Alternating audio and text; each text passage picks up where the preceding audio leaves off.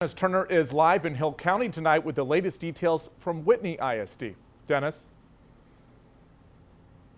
Parents here learned over the weekend of a student at the middle school behind me here who tested positive for the coronavirus.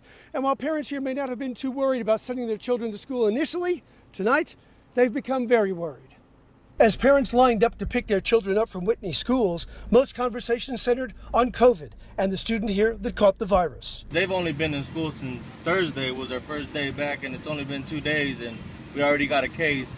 So Juan Vasquez wonders now about his children's safety. Whitney has a coronavirus plan, which on paper seemed like more than enough. But schools can only do so much with a virus brought in from outside and before symptoms show.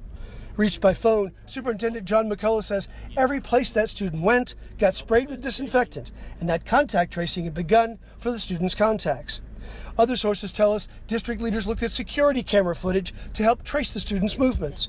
Hill County Judge Justin Lewis calls Whitney's response substantial. I'd like to say I believe that Whitney ISD did this with textbook precision in their response.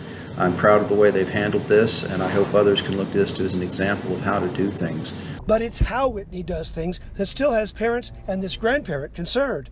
Vicki Graham says Whitney schools need to stick more closely to their own rules.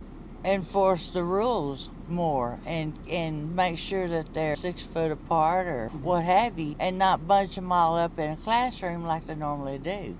Many parents complained about the lack of social distancing, not only in the classroom, but in the school cafeteria as well. They say what's important outside should be important inside too. Are you convinced that what they're doing is going to keep the virus from spreading in the school? No, I just think it's going to get worse. I tried a few ways to get Superintendent McCullough on camera today, but as you can imagine, he spent the day bouncing between campus and campus, perhaps with an eye towards tightening Whitney ISD's coronavirus rules. We're live in Whitney tonight. Dennis Turner, 25 News, back to you.